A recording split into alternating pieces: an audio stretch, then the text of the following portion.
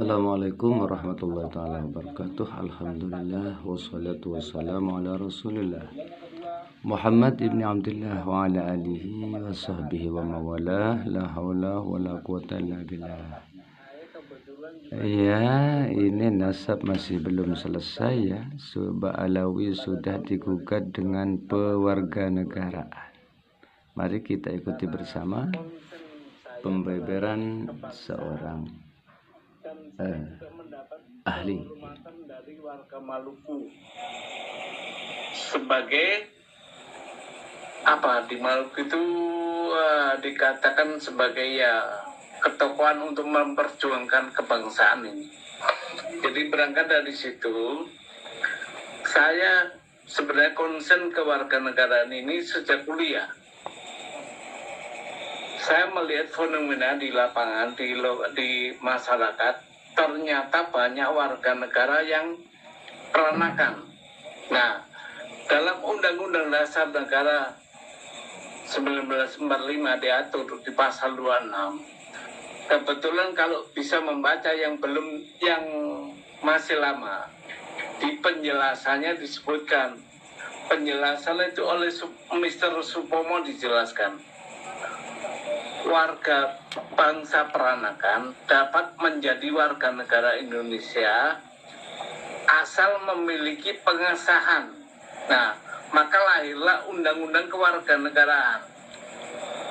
Pada saat Undang-Undang Kewarganegaraan pertama tahun 1958 itu keluar, Bung Hatta mengeluarkan maklumat bagi warga keturunan dikasih pilihan memilih menjadi warga negara Indonesia atau pulang. Nah, itu pilihannya. Itu Bung Hatta bilang begitu. Maka lahirlah PP 10. PP 10 ini mengatur pengakuan kekuasaan kedaulatan negara. Nah, saudara-saudara kita yang peranakan kebanyakan itu mengurus kewarganegaranya seperti orang Tionghoa, orang Belanda, orang India. Nah, orang Arab ini nggak mau mengakui kemerdekaan Indonesia, maka dia tidak mengurus kewarganegaraannya dan juga tidak pulang. Karena apa? Dia menganggap oleh Belanda dijadikan masyarakat kelas 2. Jadi dia nggak mau mengakui kemerdekaan Indonesia. Jadi dia nggak mau juga mengurus sebagai warga negara Indonesia.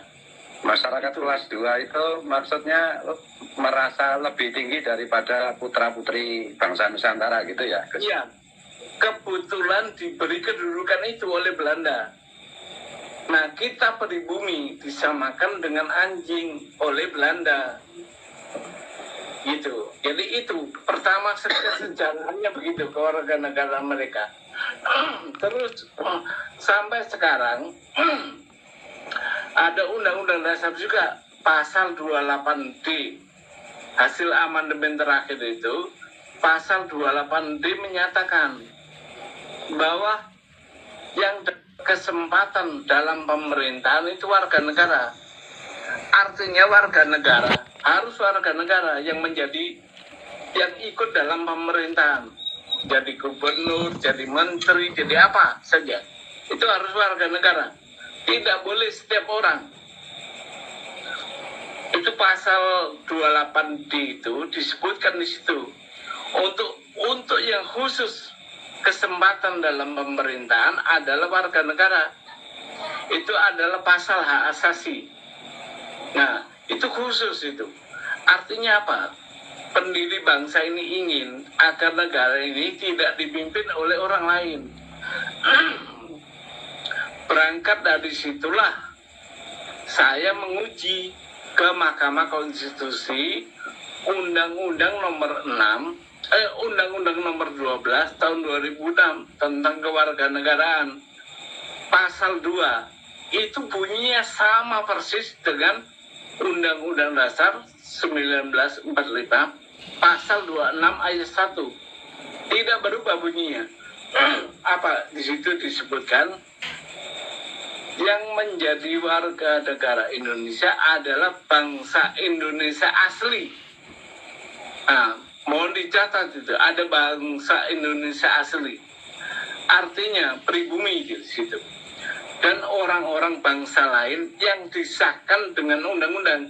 Artinya bangsa lain bisa menjadi warga negara Indonesia asal memiliki pengesahan yang sekarang disebut naturalisasi.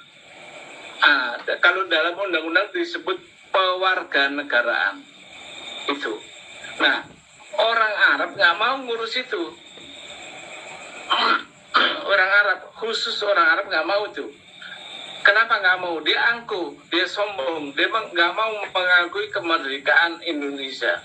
Maka dia tetap menjadi warga kelas 2. Sama seperti kewarganegaraan Arab, Cina, itu timur. Kan ada 3 kelas waktu zaman Belanda itu. Kelas 1 itu Eropa, Belanda termasuk. Kelas 2 itu Asia Timur termasuk Arab, Pakistan, India, Cina. Nah, kita pribumi kelas 3. Makanya orang Arab tidak mau mengakui kemerdekaan, makanya juga nggak mau mengurus kewarganegaraannya. Berangkat dari situ. Nah, saya mendapatkan fenomena itu, makanya saya menguji. Saya minta kepada MK nantinya, yaitu bahwa pengesahan sebagai warga negara, pengesahan itu harus dibuktikan, harus ada bukti. Nggak boleh cukup umpamanya ya. Ini saya udah lakukan juga, seperti Anies Baswedan. Waktu mau menjadi calon presiden, itu saya gugat. Kenapa? Saya yakin dia nggak punya pengesahan sebagai warga negara. Ternyata benar nggak punya dia.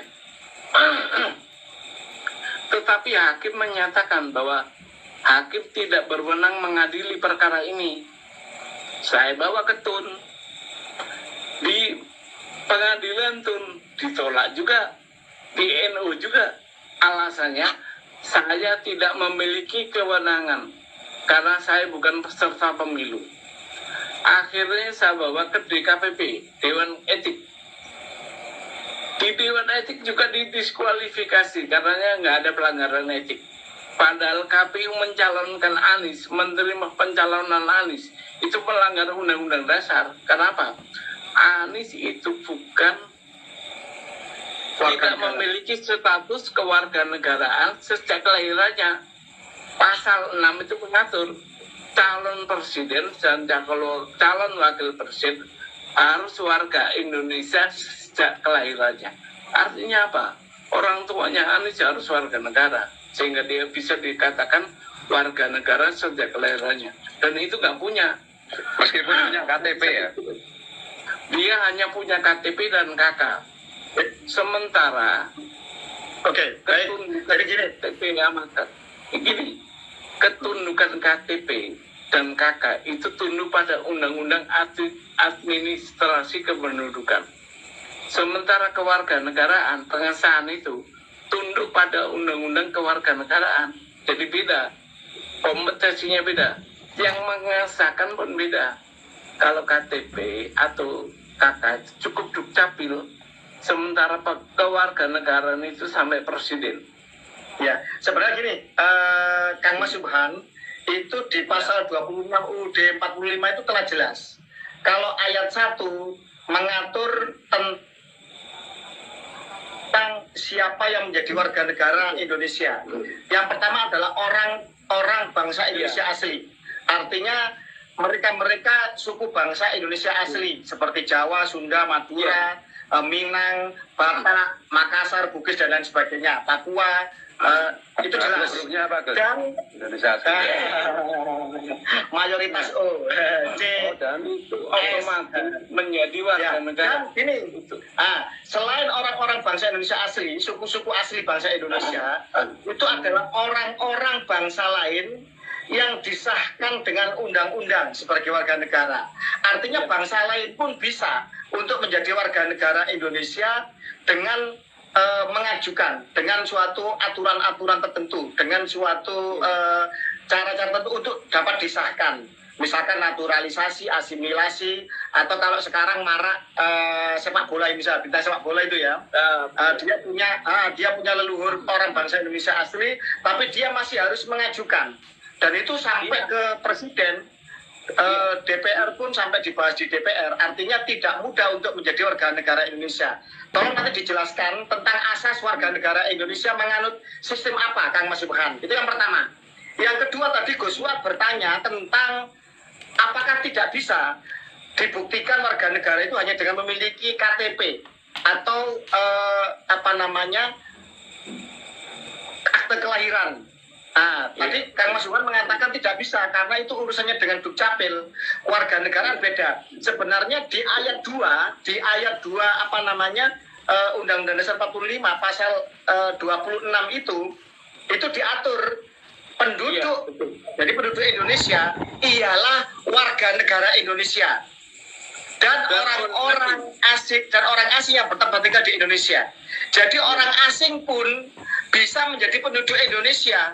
Tidak serta-merta dia adalah warga negara. Jadi begitu. Iya, betul. Iya. Jadi definisinya berbeda antara warga negara, status keluarga negaraan dengan penduduk Indonesia. Itu status yang berbeda, dua hal yang berbeda. Oke, mohon dilanjut. Saya jelaskan. Berangkat dari pasal 26 Undang-Undang Dasar itu, kita bisa mengkategorikan bahwa warga negara Indonesia itu terdiri dari dua. Satu dari bangsa Indonesia asli, kedua dari bangsa lain yang disahkan dengan undang-undang. Artinya ada dua karakter PNI ini. Jadi yang berasal dari bangsa Indonesia asli dan bangsa lain yang disahkan dengan undang-undang. Itulah warga negara. Nah, siapa saja yang boleh? Semua orang boleh, tapi boleh di sini dengan syarat. Syaratnya apa? Mengajukan. Banyak syaratnya. Itu diatur dalam Undang-Undang Nomor 12 Tahun 2006. Indonesia menganut ius sanguinis. Artinya bukan kelahiran. Menganut pada darah. Jadi warga negara Indonesia itu ngikut bapaknya. Darah bapaknya.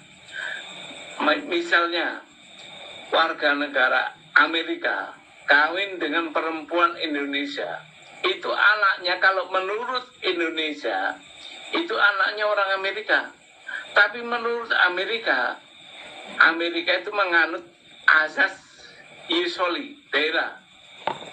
Jadi di mana tempat dia lahir, dia menjadi warga negara. Nah, di Indonesia dikasih pilihan. Nanti pada saat anak itu umur 18 tahun, suruh pilih. Kau menjadi warga negara Indonesia di mana kau lahir, atau menjadi warga negara Amerika di mana bapakmu orang Amerika. Nah, begitu. Nah, kalau penduduk gampang. Karena orang asing pun boleh punya KTP. Tapi juga ada syarat. Yang jelas penduduk dengan warga negara itu beda. Kalau penduduk tunduk diatur pada pasal 26 ayat 2. Benar kan Mas itu? Kalau kewarganegaraan diatur pasal 26 ayat 1. Itu. Oke. Jadi beda. Beda pengaskarannya. Oke. Dan ini saya penelitian di lapangan juga, ternyata orang-orang Tionghoa, saudara kita, itu mayoritas mengurus kewarganegaraannya. Karena sekarang di lapangan, secara empirik, terjadi orang-orang Arab, orang-orang yang tidak punya pengesahan sebagai warga negara, ternyata ikut dan diajak dalam pemerintahan. Maka saya nggak rela negeri saya dipimpin oleh orang-orang yang tidak memiliki pengesahan sebagai warga negara. Itu. Dipicu dari itulah saya mengajukan uji materi.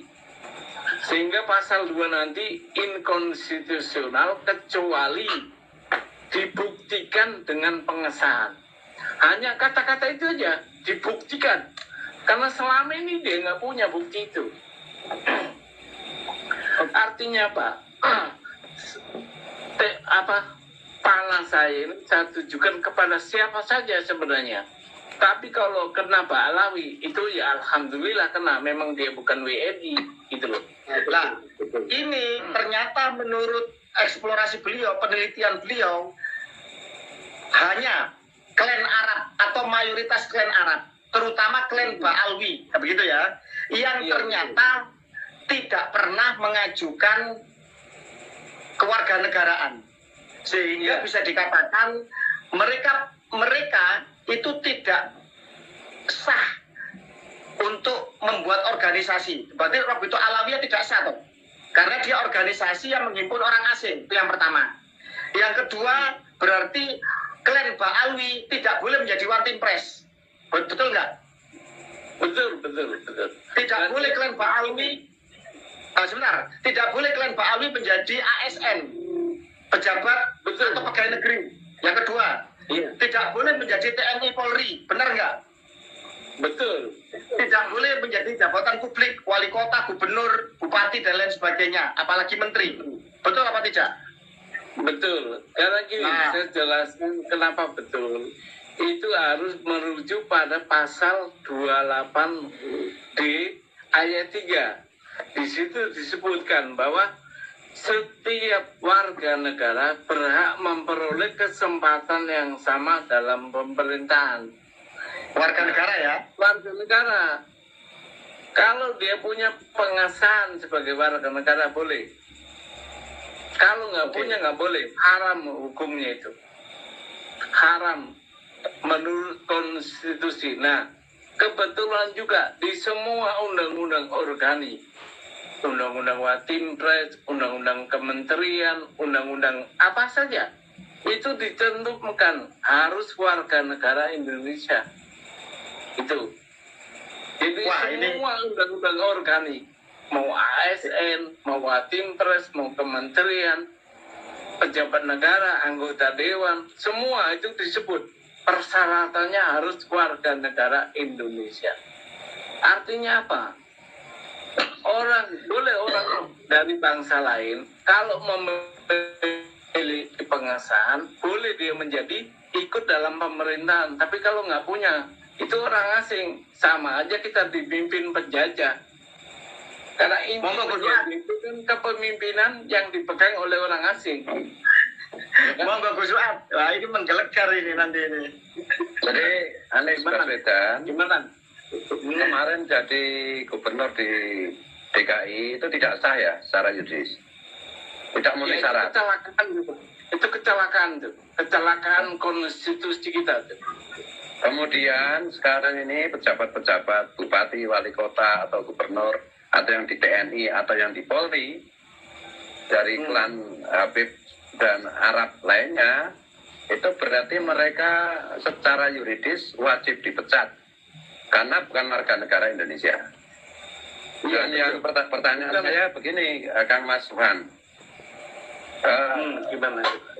Bukan warga negara Indonesia itu, apakah itu ada bedanya antara menjadi calon presiden atau presiden dengan pejabat di bawahnya, atau syarat ini berlaku untuk semua level, jadi dari calon presiden maupun calon bupati, calon wakil bupati dan ASN itu semuanya sama harus warga negara Indonesia asli atau ada perbedaannya? Kalau hanya presiden yang disebut harus menjadi warga negara Indonesia sejak kelahirannya.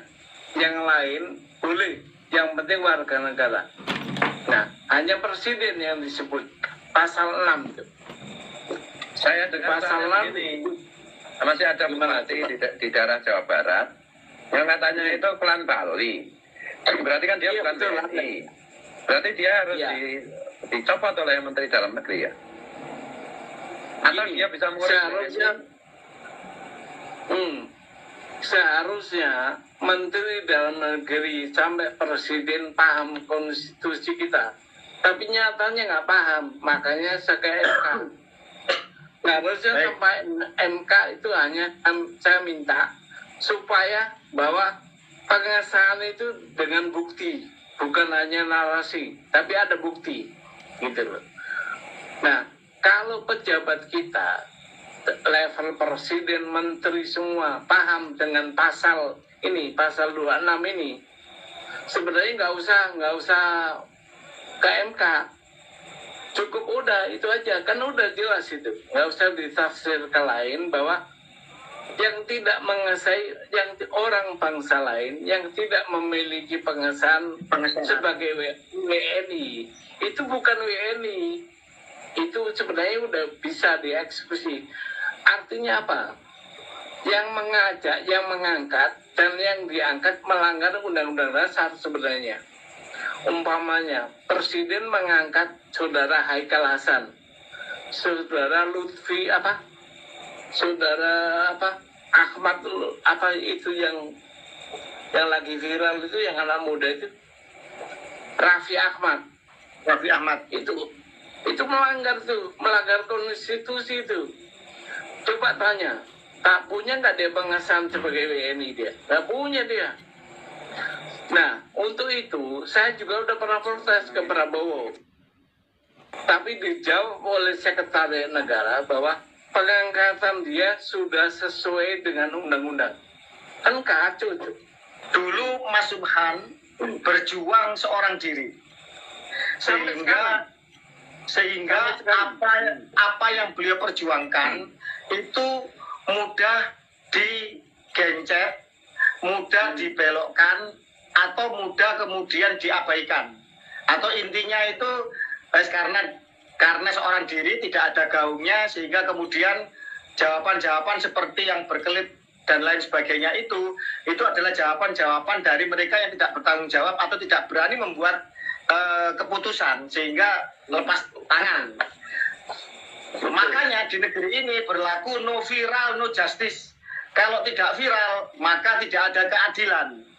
Sehingga kita harapkan semua tampilnya beliau dan bergabungnya beliau ke Laskar Nusantara ini nanti menjadikan viral, menjadikan gaung perjuangan beliau ini bisa didengar di seluruh pelosok Nusantara, di seluruh lapisan elemen dan segmentasi bangsa ini. Bahwa apa? Bahwa nyata-nyata telah terjadi pelanggaran fatal konstitusi kepada sebuah klan atau sebuah ras yang ternyata tidak pernah atau belum sah menjadi warga negara Indonesia, dan mereka ternyata bisa bobol, bisa lolos menjadi calon presiden, menjadi one team press, itu Pak Lutfi bin Yahya itu menjadi utusan presiden. Sekarang ada Haikal Hasan itu, ada Raffi Ahmad bukan Arab, Kang Mas. Raffi Ahmad keturunan Pakistan kalau tidak salah. Coba diuji lagi nanti. Ya, terus kemudian menjadi wali kota kemarin, wakil wali kota, bupati, dan lain sebagainya. Ini kan parah ini. Lah kalau presiden, Mendagri, dan seluruh jajaran pemerintahan kita, pemangku kebijakan, pemangku negara, mengabaikan ini, berarti nyata-nyata menabrak dan melanggar konstitusi, menyalahi sumpah setia jabatannya. Dari syarat warga negara Indonesia, kenapa disyaratkan warga negara Indonesia di semua pemerintahan, termasuk di DPR macam-macam? Karena sekarang juga saya menduga masih banyak itu ras Arab yang di DPR yang tidak punya kewarganegaraan itu. Nah ini kan artinya, ya itu kan artinya infiltrasi ini. Ini berbahaya bagi eksistensi bangsa dan negara kita. Nah ini mahasiswa harus